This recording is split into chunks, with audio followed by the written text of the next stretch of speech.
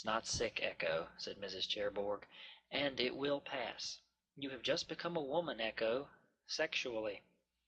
And you have just lost your best friend. You hurt, and yet you pleasure away that hurt whenever you are alone, don't you?" Echo stared at Mrs. T as if she had the ability to see through walls. "I know you do, baby," she said. It was the first time Mrs. Cherbourg had ever called Echo baby, and it felt really, really good. "I know you want to ease that pain, and thinking about Kaina when you do it makes you feel good. You're in love with the memory of Kaina. Echo, that's perfectly normal. It means you love your friend." "No, I do more than that, Mrs. T. I do more than that." "Shh," said Mrs. Cherbourg, shushing her. Echo, despite the interruption, was grateful for it. She really hadn't wanted to continue at all. "Enjoy your little self, Echo," said Mrs. Cherbourg. "Do whatever you have to do, and think about whatever pleases you. Anything at all, Echo. Make love to her memory as if it were true. There's no sin at all in masturbating thinking about your best friend. It's a fantasy, Echo, and it's not real. It's your body's way of adjusting to your need to love. You have no boyfriend now, do you?" Echo nodded that she did not. "You want someone to love, and it's perfectly normal that you pick Kaina." "It is?" asked Echo, shocked. "Really?" "It is," said Mrs. Cherbourg. "When you see Kaina in the future, it will be like it used to be between you. You'll laugh to yourself that you ever had a crush on her, and you'll probably confess it to her when you're both a lot older one day. But you will not desire her when you see her. Not in that way. Do you know why?" Echo didn't know. "Because it's not Kaina that you're lusting after." These words from Mrs. Cherbourg both shocked and comforted her at the same time. Echo sat stunned and reeling. "It's her memory you're after.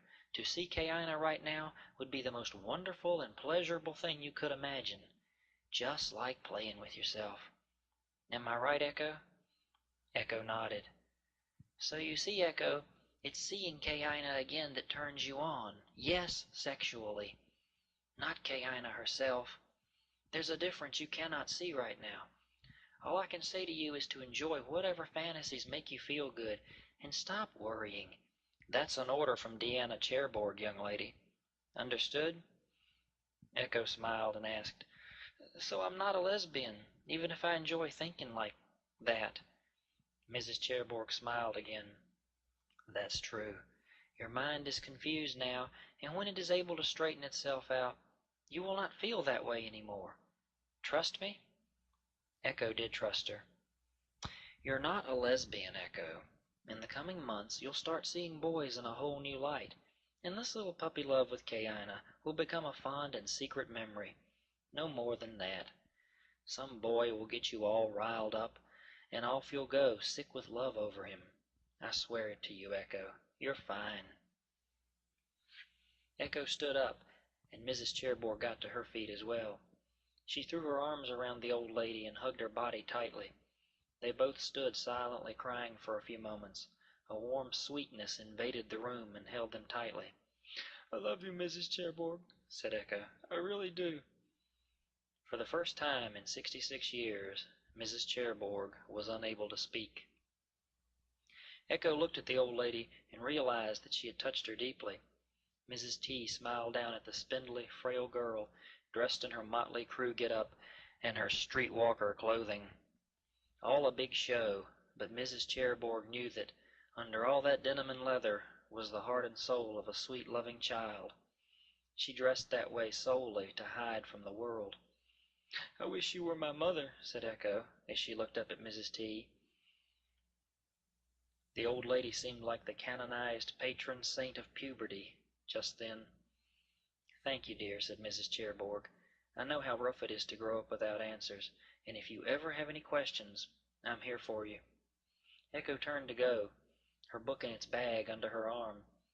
"I'll sneak this book by the palace guards, Mrs. T," said Echo with a happy wink, "and I'll devour it when I have the chance. Thanks for caring about me." "You're welcome, my dear," said Mrs. Cherbourg, following her to the door to see her out.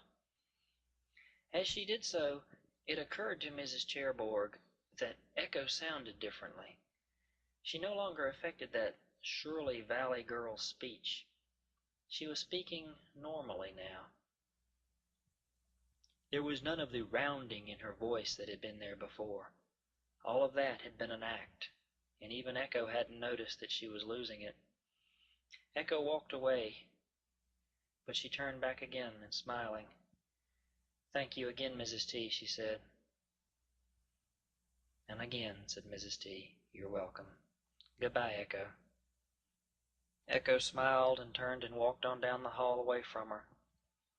As she did so, a lovely elderly voice, long dead now, commended Mrs. Cherbourg on a job well done. This had been the consummation of a promise made long ago to an older lady who had then played the part of Mrs. Cherbourg, when Mrs. Cherbourg had been a young girl of Echo's exact age. "I was only too glad to do it," smiled Mrs. Cherbourg as she gently closed the door. Chapter 8.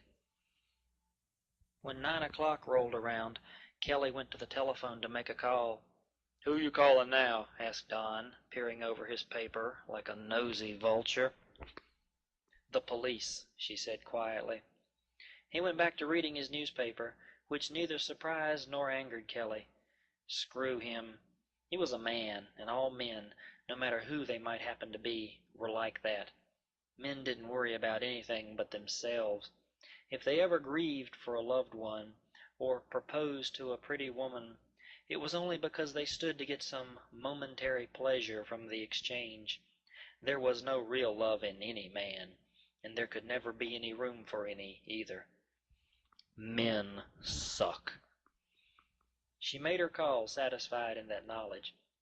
"Jefferson County Sheriff's Office," said a disinterested voice on the other end. "Yes," she said, unable to think of anything else to lead with.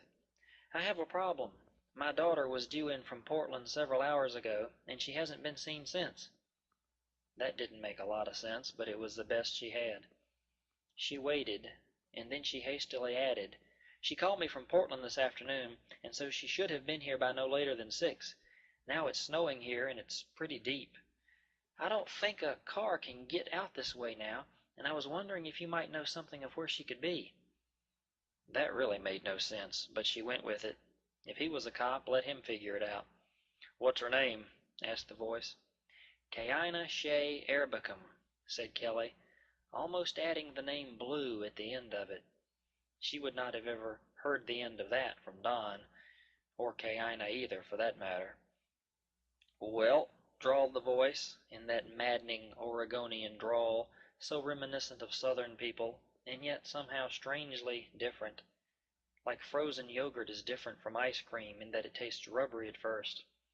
"Well, she wasn't in that 6-car crack-up out on 26 eastbound, though I guess she did get stalled in the traffic of the cleanup, I reckon." "What 6-car crack-up?" asked Kelly nervously.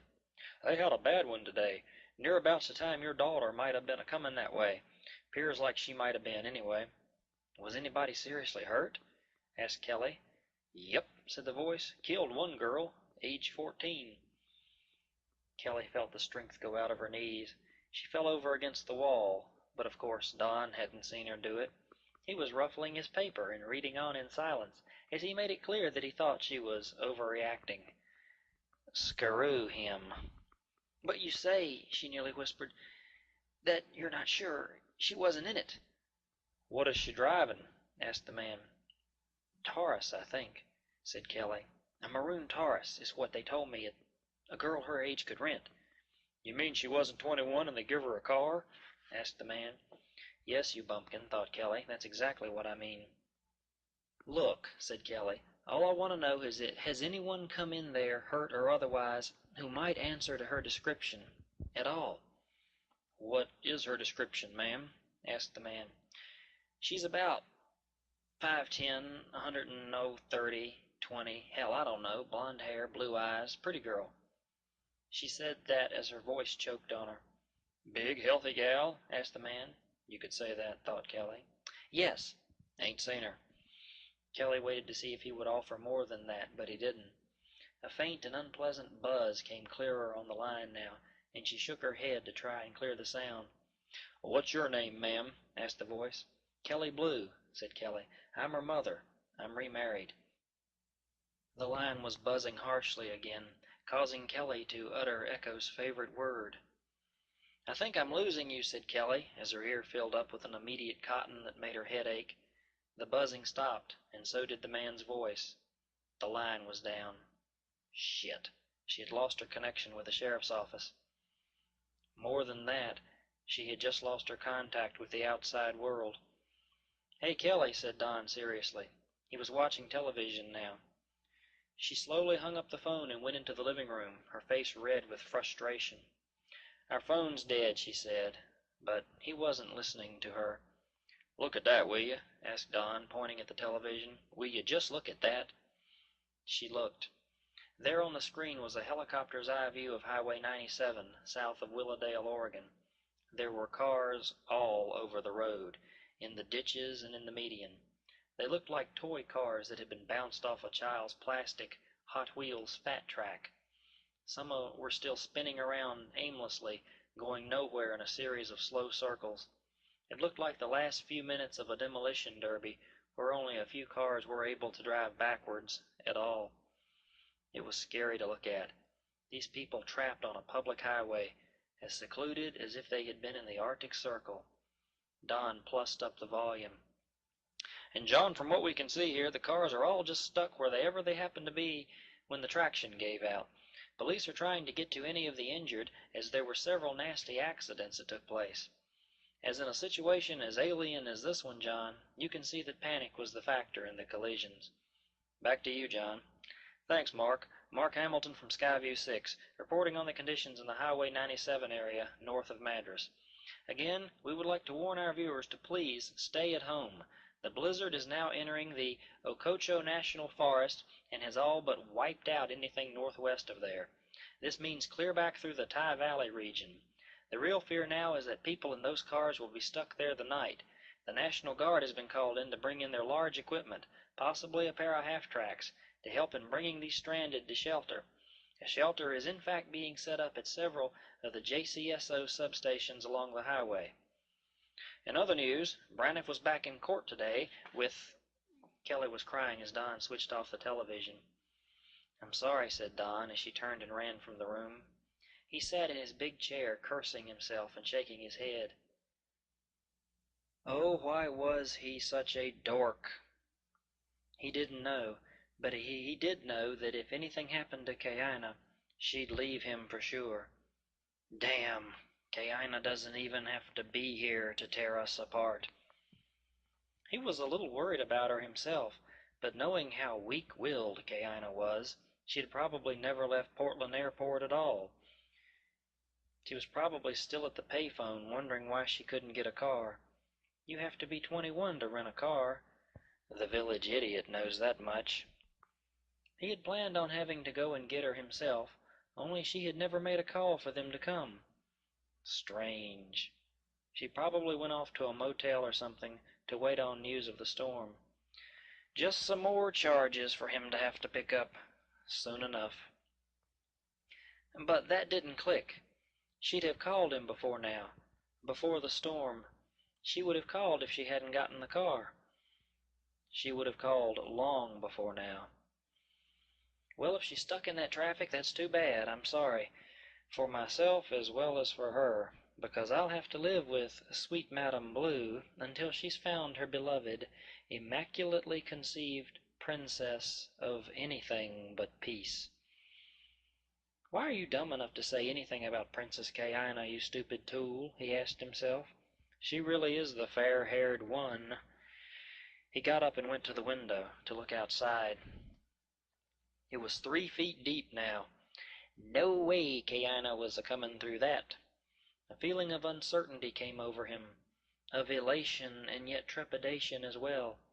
He hadn't wanted her to come, really, and yet this alternative was much worse. Now Kelly would just lie around here and mourn her absence as though she had died or something.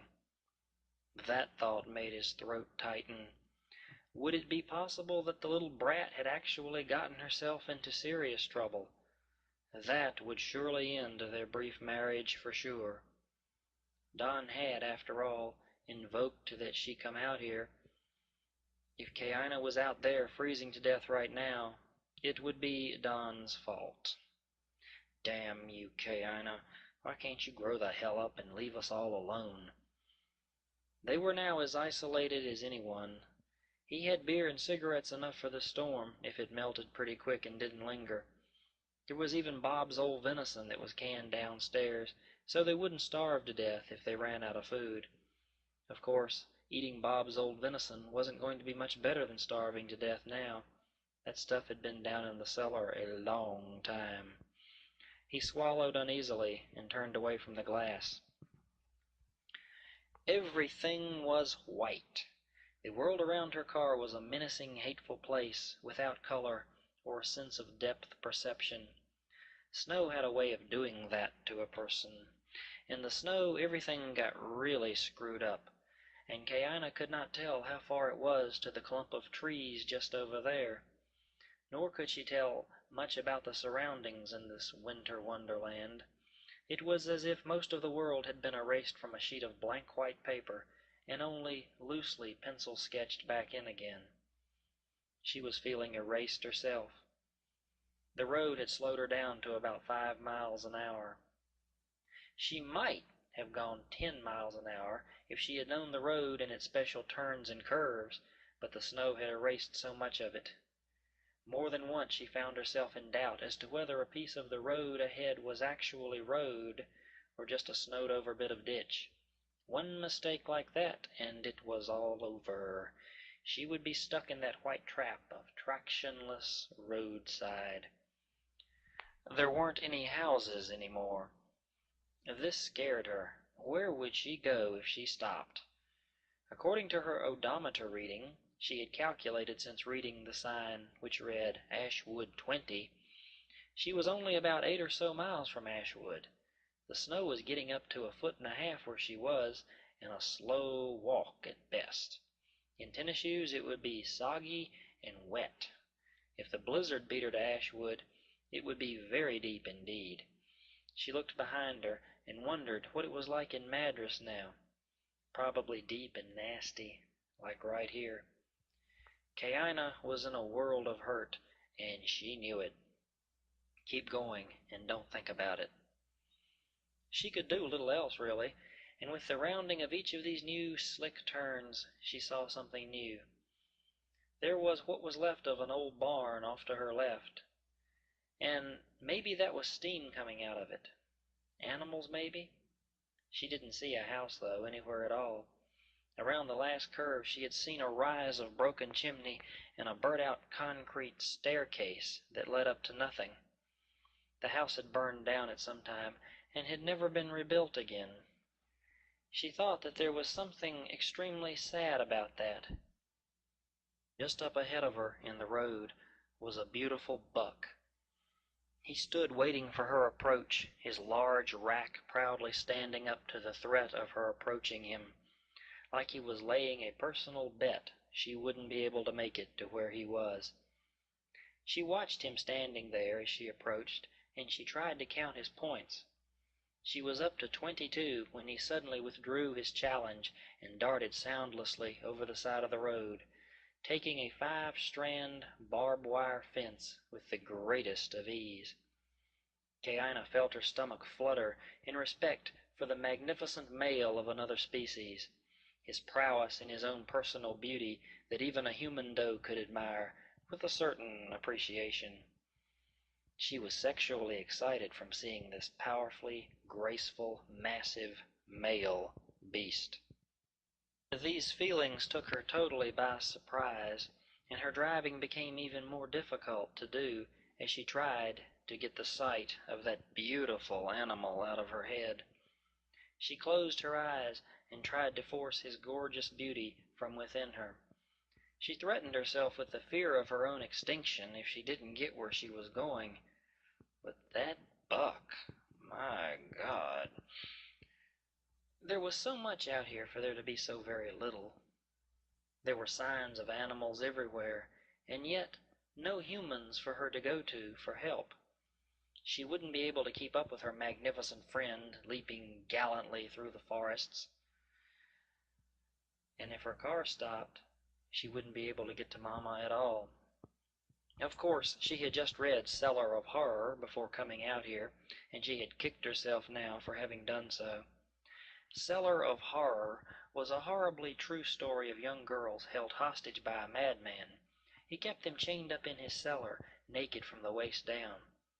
His goal was to have his own personal harem of ladies and impregnate them with himself, with his sperm, to start a polygamous family. Of course, he was a sickie. He frequently enjoyed sadomasochistic punishment in his harem, namely switching their bare bottoms until they submitted to his forcible intercourse. His biggest kick was to see them switch each other on the bare behind. This thing he greatly enjoyed. They were made to flagellate each other with these hard sticks until they begged him for mercy. It seems he greatly enjoyed being begged as well. Up to these points he was just another man, as far as Kaina could tell. A thought that Kaina had always felt about men was that men enjoyed watching a woman being embarrassed. She believed that men enjoyed watching young girls get spanked. It was a powerful holdover from their youth, she felt, when their own mothers would punish them. Watching a woman get it would certainly resurrect a secret revenge dating back to when they themselves would beg a woman for mercy with the punishments they received on their bare behinds. The man in Cellar of Horror must have had a mother like Brenda Bradley, she reasoned. Of course, this nut's other punishments included such things as found only in the McMartin preschool child abuse case, really gross and sick things that are done with unmentionable bodily byproducts. She could see this hate the man had for women, but it was more than just hate he had if he was into this other stuff. It shrieked of ritualistic Satanism, voodoo, Santeria. Kaina was well up on her true-to-life killers and abductors. Her most terrifying read had been Ted Bundy, the deliberate stranger. She might have fallen for Ted herself. It always gave her the shivers to think about him. She also thought of poor Bam Bam Manson. The snow mercilessly became deeper now. Kaina recalled a girl named Pamela from the Cellar of Horror book. She had been the only one to fight him in the end, never begging for mercy, no matter how hard she had been beaten. Finally, in the end, she just died from the abuse she had taken. Kaina remembered crying for her and being very proud of her, of how she had not given in to the delight of this maggot who held them all captive in his torture chamber. "Way to go, Pamela," she had whispered silently to herself.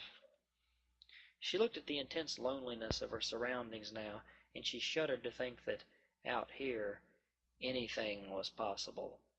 The sane ties of civilization and city life did not permeate the quiet and deserted area that was rural America. The ways of the law were not as closely regimented out in places like this, and the way a native of this barren wasteland might perceive reality, and the way he might perceive his own sexual drives, might be a damn sight different than was even legal. She considered incest and breeding, and nodded. Yeah, it could happen easily out here. It was almost like it had been hundreds of years ago, when women had no business traveling as she was traveling, alone and unchaperoned. There was no civilization out here. Here were the things found in the movie Deliverance, and people of that caliber, twisted and interbred people with webbed fingers and narrow-set eyes to show that the genes hadn't gotten out of the house for a couple of generations. Insanity was such a natural order of affairs, she had read, among inbreeders. Even bestiality was accepted on farms in some of these remote and backward places. She tried not to think about how her tires were beginning to slide on the gentle curve of the roadway. The road was now slightly peaked towards its center, and Kaina would have bet her life that there was not even a painted line on the road beneath her. If she could have seen the road beneath her, she would have won her bet. The road beneath her car did not have a painted line upon it. She was having to take her half out of the middle now, just to keep from sliding off one ditch into the other. To make matters worse, there was a slight uphill tilt to negotiate as well. She had to accelerate and feel that awful sliding of her tires as they spun for traction, trying to generate enough heat and friction to keep her heavy car moving forward through the snow. It was not working too well at all. She felt herself wanting to scream. The tension within her was such that she actually wanted the damn car to just go ahead and stop, just to get it over with. There didn't seem to be any houses out here now, so she could just easily freeze to death out here and not have to worry about Pamela's torturous death in the cellar of horror. There would be no temptation to go knocking on any strange doors like a frostbitten trick-or-treater, begging alms and shelter. There would be nothing like this for young Kaina to worry herself with. It wouldn't last that long at all. But her car did not stop. It gamely drove on, determined not to be left out here either, she assumed. It wanted to get over this next wooded rise of roadway towards the next set of impossible circumstances. It wanted to see what was next even more than Kaina did. She put her hand down on the seat beside her, and for a moment she personified the maroon, bullet-shaped vehicle in which she was riding. She personified it into a living animal of wires and rubber moldings. She rubbed her hand lovingly on the seat, coaxing the car to continue and save them both if it could. In her touch there was an apology and a gratitude for the extra effort on the part of her car for a job well done.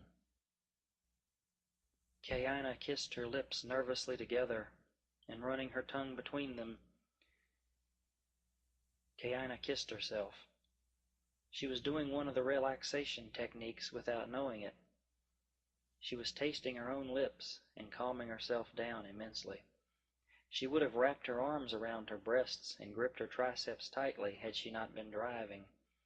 These things would have signified to the trained observer that Kaina was extremely insecure right now.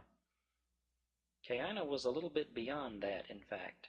She was fast on her way into shock, the condition brought on by an inability to comprehend and deal with what she was seeing.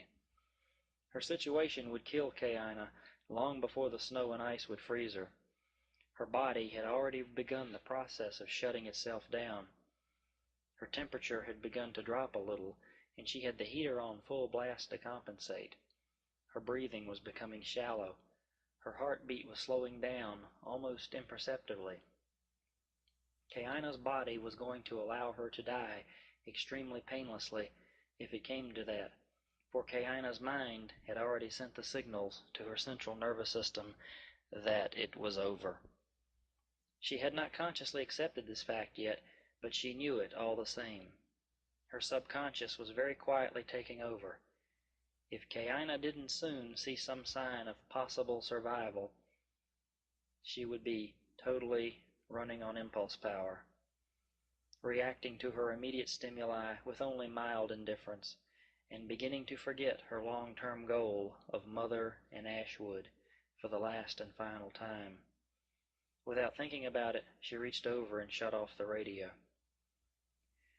Kaina continued driving now, glassy-eyed and alone, looking very much like Carrie from Stephen King's novel before she would have one of her fits. Kaina was not totally aware of her surroundings anymore, even though she was driving a car. It was like drivers who take the same route every day when they get hypnotized and drive over some roadway and don't remember doing so. Kaina's hypnotism was her body's reaction to her irrational fear of getting stuck out in the snow, and her great and terrible guilt for not stopping in Madras like a good girl would have done. Kaina's self-preservation instincts were hard at work to keep her from slipping totally into hysteria, even if it meant she went into shock.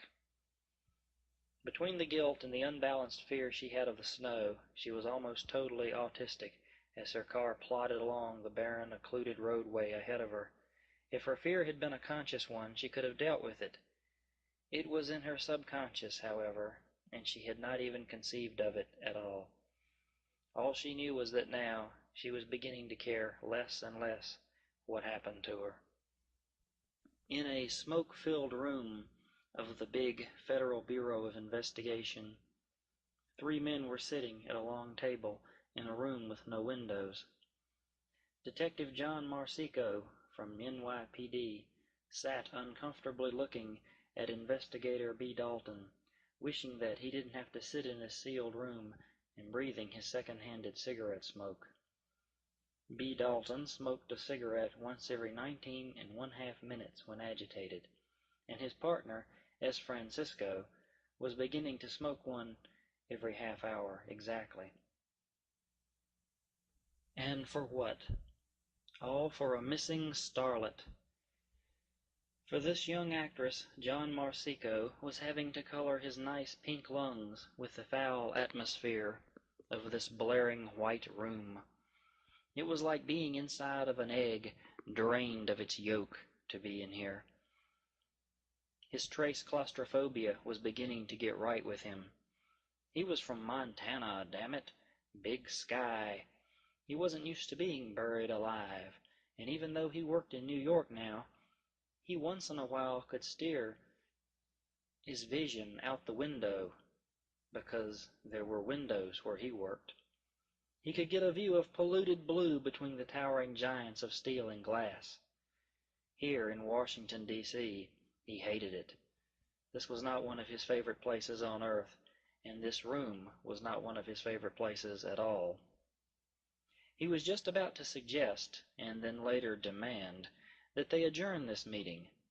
The head of missing persons, or whoever the hell he thought he was late. Marsico was as eager as he could be to have this meeting adjourned on account of his absence. Once the meeting was adjourned for absence, Marsico could get back to New York and start on the McFightmaster murder case, one that he was especially looking forward to handling because the defendant was a faggot, and he hated faggots with a passion. He also knew that this particular Tinkerbell had in fact done the job, and he was going to paint a gorgeous mural of probable cause, chain of custody evidence, and motive to hang the little fairy by his balls. Marsico looked at the men in front of him, and he hated them as well. These damned Ivy League cops, with their 4 years plus education, they made him sick. These men weren't cops. They were kiss-asses. They walked around in suits and shades and tried to look for the world like the Secret Service. He smiled condescendingly at them both, although neither of them flinched a muscle by way of reply. These geeks, thought Marsico. They wouldn't make a pimple on a Secret Service man's ass. It's about damn time, growled B. Dalton, looking over Marsico's shoulder at the door. It was rattling open. A man and several other men came in the door, and they all exchanged forced pleasantries and affiliations.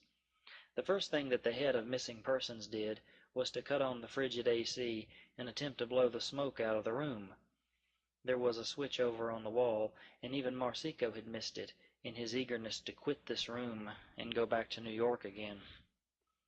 The cold air blowing into the room served to make the smoke colder, but did precious little to eradicate the fumes of cigarettes. They sat down together at the long table, about to convene, breathing the refrigerated ashtray air of the recycled atmosphere. Marsico wrinkled up his nose and looked at the obese figure of a man at the head of the table, dressed in his expensive suit and gold jewelry. He regarded Marsico in kind, deducing the New York detective's problem very accurately in his opening statement. I want to say before we start that, doubtless, none of you believe that your presence here is due to your expertise in the field of missing persons. The head of that particular organization paused to survey the faces. "But that is precisely why you are here. I selected you myself. Your departments grudgingly let me have you. This is not a circle jerk sponsored by the Friends of the PBA. This is a serious business, and I want to know up front if any of you has any problem with the assignment you have been chosen to perform." Again he surveyed for reactions, noting several embarrassed faces. "We need to know now. You will be returned to your respective posts with no dishonorable remarks from this office. Am I understood in this matter?" They all nodded hesitantly at first, but then in unison. The head of the Missing Persons Bureau, otherwise known as Mr. Kent Cleaverson, smiled inwardly. These boys didn't know that he had figured them out as well as he had, but if they had only taken the time to place themselves in his position, they would have seen exactly what a bunch of prima donna pansies they looked like, sitting in this room. "Do I have anyone who wishes to leave at this time, for any reason? Speak to me, please, right now. I need to know so that we might expedite this process." There were strangely no takers now. He had succeeded in piquing their interest. He was most pleased to see that this was the case. Natural curiosity would keep them here if nothing else. It was the old Tom Sawyer trick of whitewashing the fence, and whitewashing the act of fence-washing, to make it enticing to the passing school chums.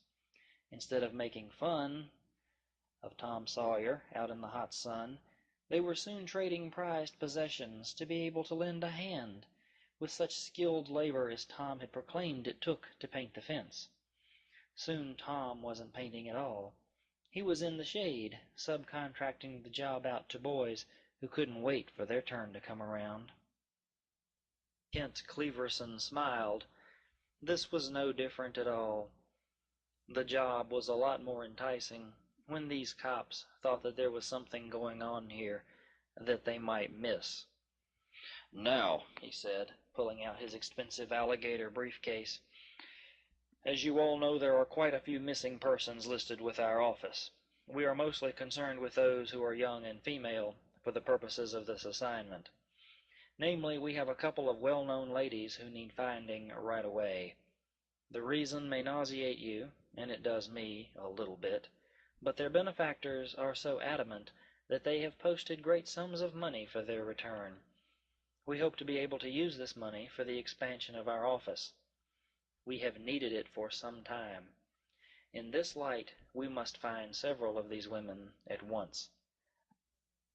I did select you men for your help because of your service records, so if your hearts aren't in this little bounty hunt, then I suggest you allow me to contact others whom I have also chosen as replacements, in the event I was unable to obtain you guys."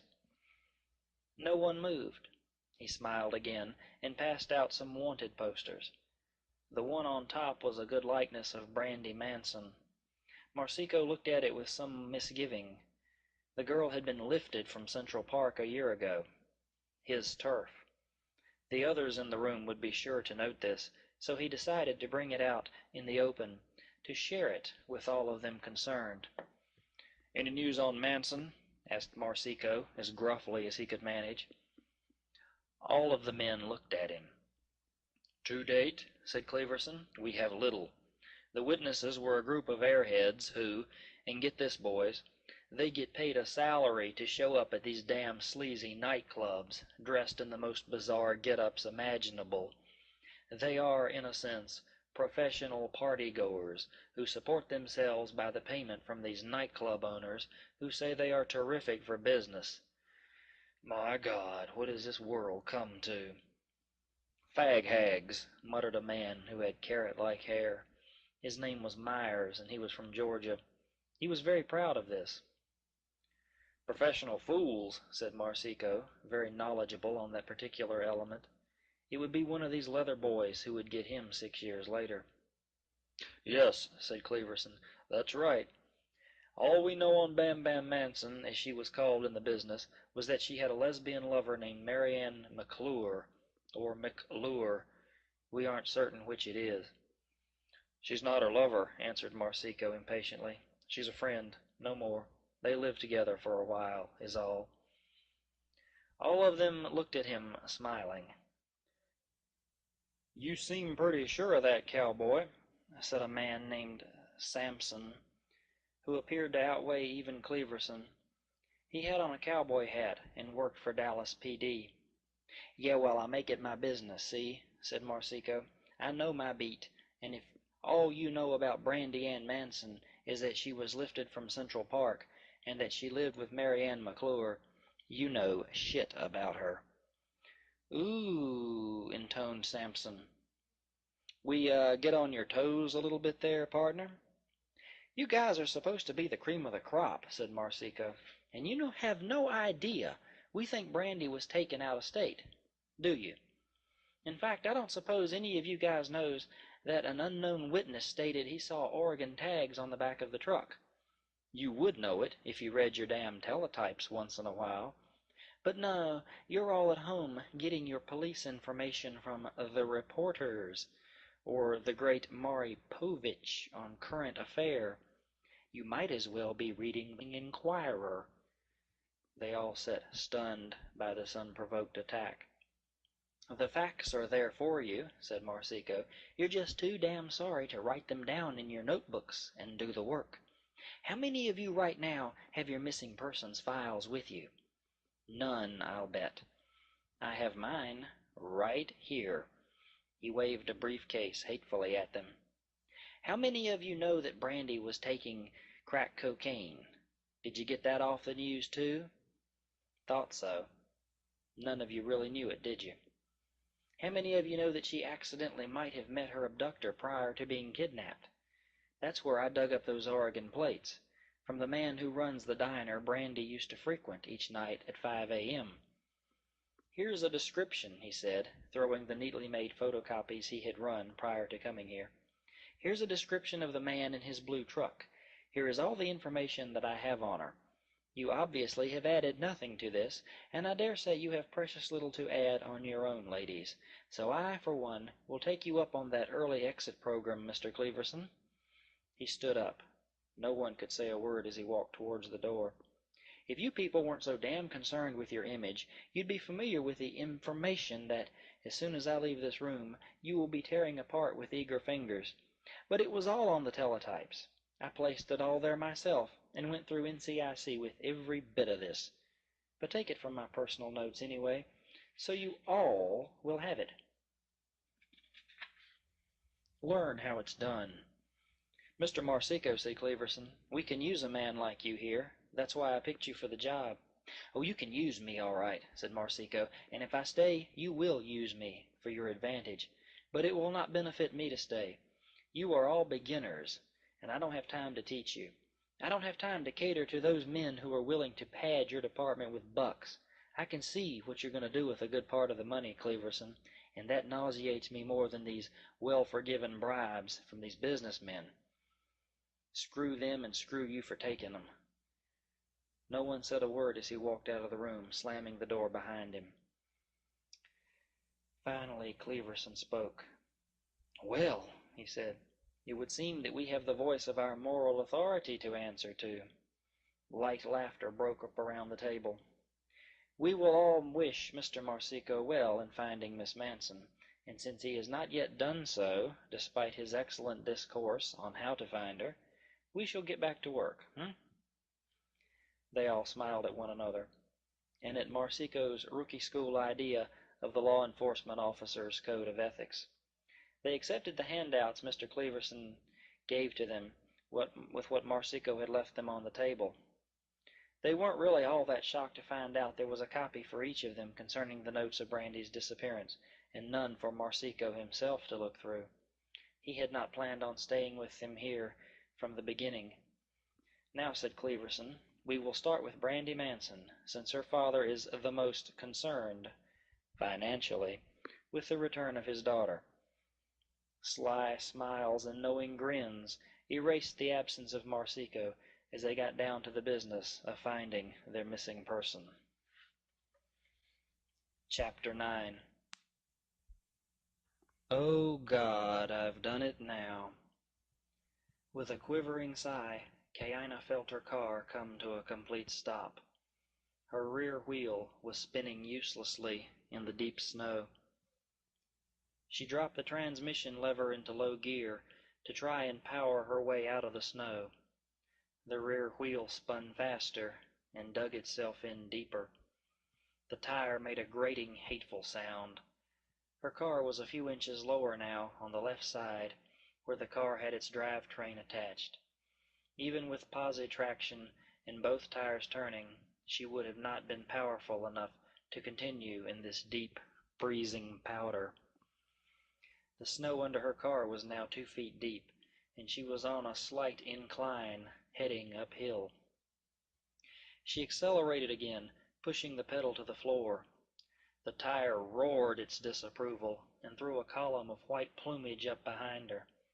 In the falling of the thick white powder, she could still make out her exhaust as white smoke, and her car's lost traction as a rooster-tail column of white snow being thrown down the hill behind her. "Move, damn you!" she cursed at her car. She looked up at the road ahead of her and realized she had missed the top of this hill by about 20 yards. Anger passed across her face like a red storm cloud, evaporating towards her ears. She had been conscious of the ever-increasing slope of this road, but while the car had been moving forward, she had ignored it in a defiant manner. The road, while it had been still moving beneath her tread, was unimportant. Now it was a terrifying trap that held her tightly in its grasp. It would not let her go. Kaina bit her lower lip and shoved the gear lever into reverse, her only remaining option. She stomped the accelerator as if that would give the car added incentive to free her from this hillside. The car lurched backward, but it did not go anywhere. She was dug in so deeply now, so far down on that left side, that nothing she did from inside the car would free her. She was stuck here for good. Damn, damn, damn. Kaina sighed worriedly, and from a force of habit practiced at driving school, she yanked the emergency brake lever up to its fully erect position. An unnecessary act, but one that did give her wounded female spirit some control of the situation she was facing. It seemed to make her surrender conditional, rather than just plain giving up control over her automobile to the elements of this hateful Oregon wilderness. Her last act of control over the car had been her own, and that did make her feel better. In fact, she was feeling a lot better, though she didn't realize it. While she had been driving along, worried that this might happen to her, her stomach had been in knots. She had been having what Echo would call those ulcer aches that Echo believed generated ulcers. Kaina's hands had been sweating profusely, and her whole nervous system had been on alert, pumping extra bile and adrenaline compounds to help her deal with her anxiety. She had been on full flight or fight status for about an hour, and this had strained her body to the point of flu-like dull aches. Her head had begun to ache just before the car had buried into this hillside. Now all of those symptoms seemed to leave her. It was strange, but the actual event was a lot less taxing on her than preparing for it. Now that she was stuck, she didn't have to worry about it any longer. This took a load of pressure off of her, for she had not thought to worry about what would happen after she was stuck, only what would happen when she was stuck. Now she could sit here for a few minutes and relax, dazed and confused, with no idea what to do, and not exactly what to worry about. Her body, grateful for this mental calm, eased up on the stress and pressure, so she could rest for just a few moments. She did so now, sitting in the steady heat from her greenish glowing dashboard as night began to descend painlessly all around her, outside. Kaina was completely unplugged, she felt like. She felt as if she was not really here at all, but watching all of this on television. She wondered what the pretty little husky blonde in the car was going to do now that her car was stuck in the snowbank. She sat there waiting for an answer which would never come. Once she had calmed down, her mind began diddling with itself, not interrupting her break with reality in the least. She didn't realize it, but she was humming. Her eyes were staring hypnotically out the window beside her, and slowly she began to see something that had escaped her entire attention before she had been climbing this hill. Off to her left, the land dipped severely down for hundreds of feet. There was a great ravine over there. In the last and final light of daytime, she could make out just how serious a drop it was. Tall pine trees rose out of the deep valley below her on that side, their thin trunks climbing from well below her to well above her. She stared at each of the trees, she observed, noting in wonder how tall they must measure to be so far below her line of sight, and yet so far above her at the same time. She'd have to guess that these pines were probably 400 or 500 feet tall. This discovery startled her back into reality again, for she had not noticed this drop in the landfall at all. The trees beside her she had just assumed were on her level, on a firm piece of land, much like the one off to her right. At some point in her progression, the land to her left had plummeted far below the roadway. She stared down into the ravine. This did not look proper at all. The land didn't look right. It looked like something out of Tolkien's Silmarillion, where enchanted valleys could suddenly appear without any warning, full of trolls and hobbits and twisted little folk. Human beings have no such place in valleys like that. Unnatural things go on in such unnaturally formed places. Kaina felt afraid of what might be down in the deepest part of this valley. Valleys, believed Kaina, should be between mountains. Here there were really no high hills to justify such a valley as this one. It wasn't balanced here at all. It was spooky. It was hidden in a thick pine forest down below the roadway, and it was spooky. Kaina felt very alone out here. She was. She was surprised that her inherent claustrophobia had not kicked in to send her screaming up this hill on foot, falling and stumbling for traction as she tried to find her way to Ashwood in the darkness. This would be just like her to do something like that. It would be very Kaina of her to do just that. She was impressed with her newfound calmness, a calmness she neither deserved nor earned. It was a calmness that wasn't from her at all. You see, inside Kaina Shea Erbicum dwelled another woman. This woman was the main driving force behind the personality of her mother, Kelly Jane. This woman was the woman within her mother that Kaina had always feared and respected. This was the part of mother who held the whip hand. Literally. Even though this woman had lived within Kaina since her conception in Kelly's womb, in Kaina she had never been very pronounced before today. In Kaina, this inner woman was stifled. The same woman in Kelly ruled with an iron rod over the life of Kaina, and so Kaina's personality was repressed. Kaina had always been content to let the woman rule within her mother and stay silent within herself. Kaina feared the maternal instinct Kelly spoke of that would drive them apart. Kaina was really willing to sacrifice her own personality to whatever her mother thought was best. Up until just a few minutes ago, that was. Kaina, the obedient daughter, was no more. Oh, she still loved her mother, and she still respected her wishes for her life, but Kelly wasn't the final authority any longer, as she had been. As of a few moments ago, Kaina thought more of this same woman living within herself than she did this woman living within her mother.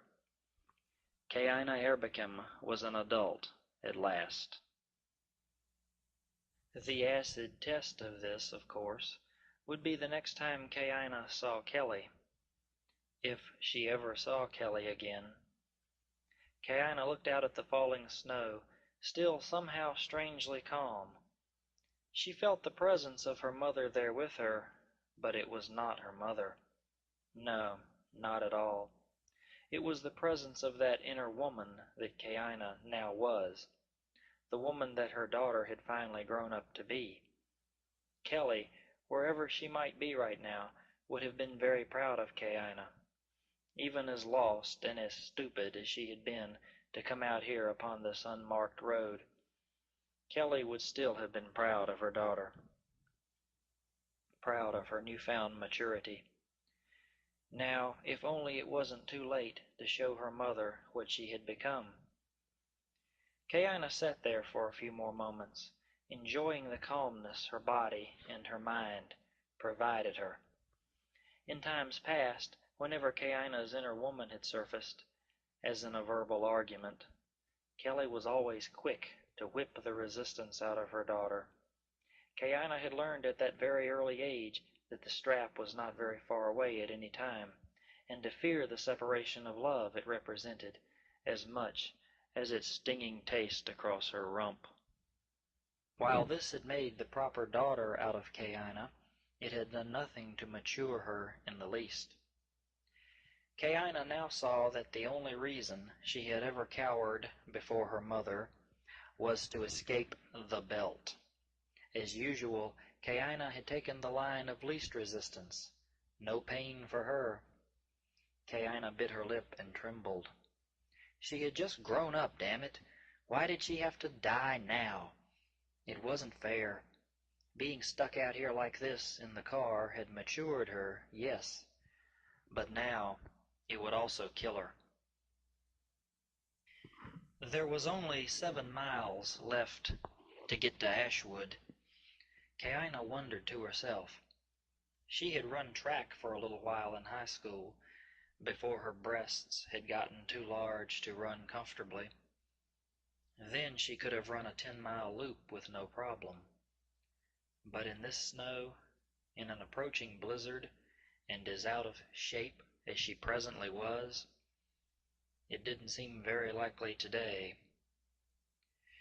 If she stayed here in the car, in the womb, she would freeze to death.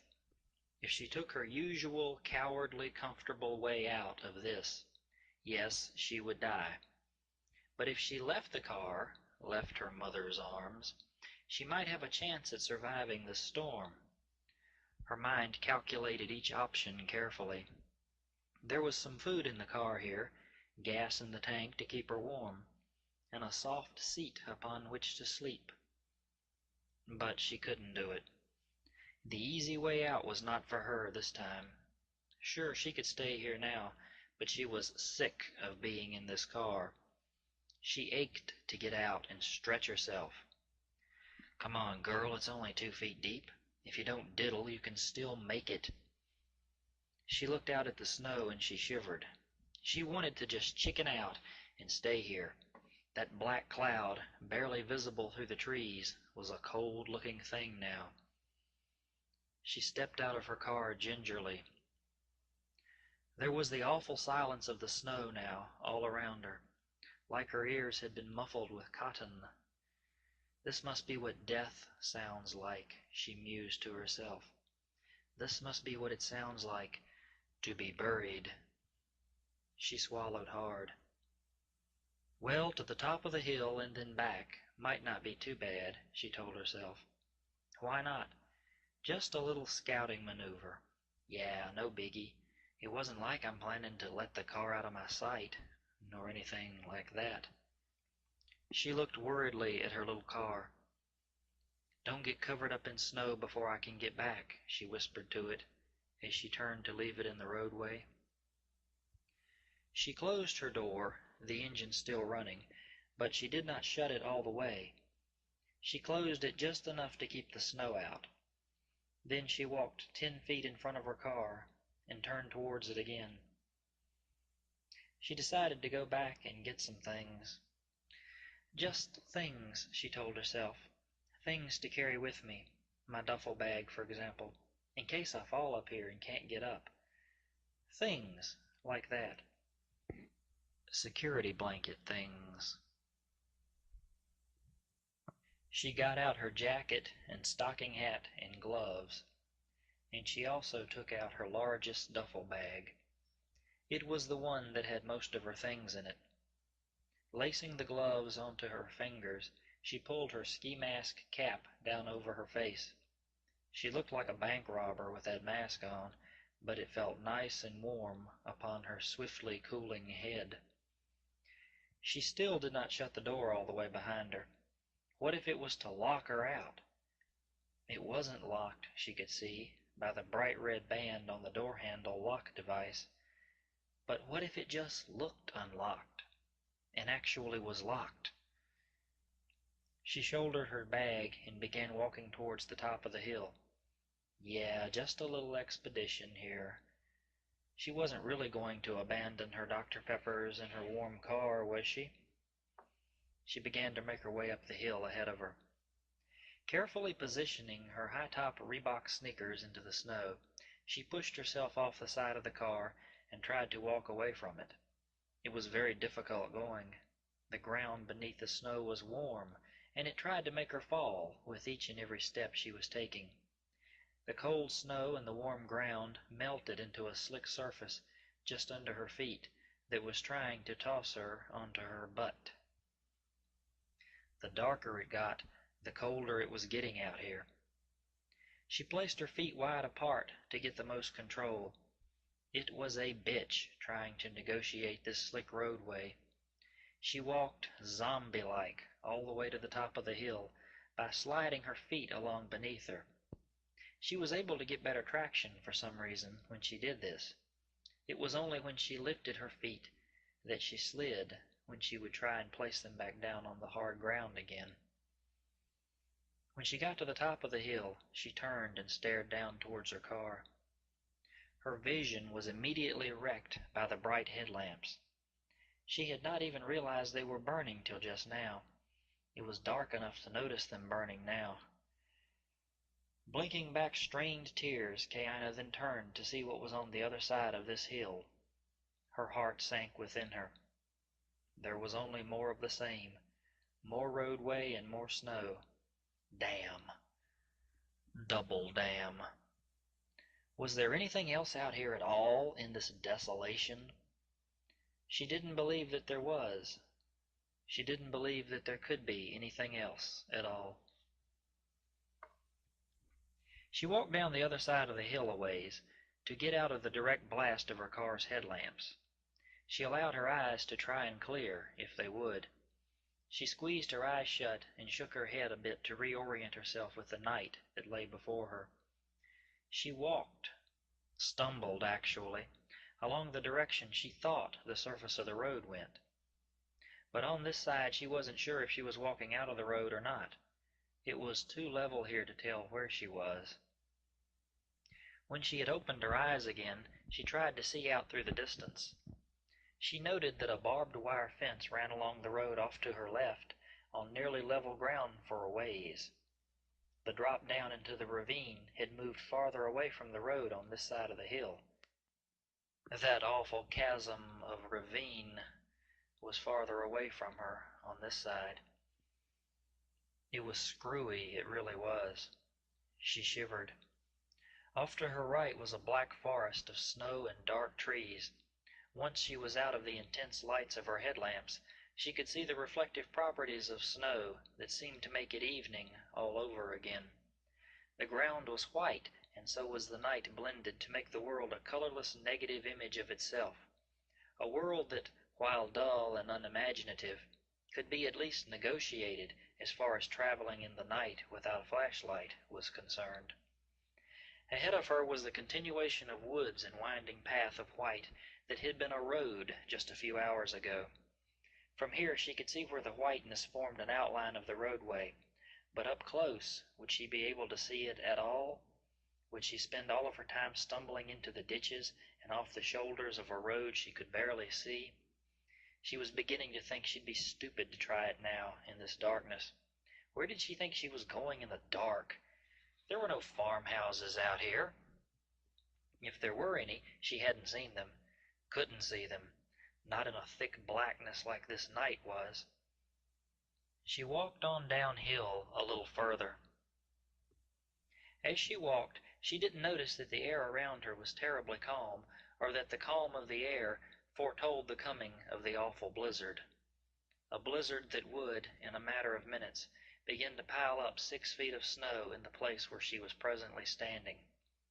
She didn't notice that, behind her, the lights of her car, shining over the hill, looked exactly like the scene from Close Encounters of the Third Kind.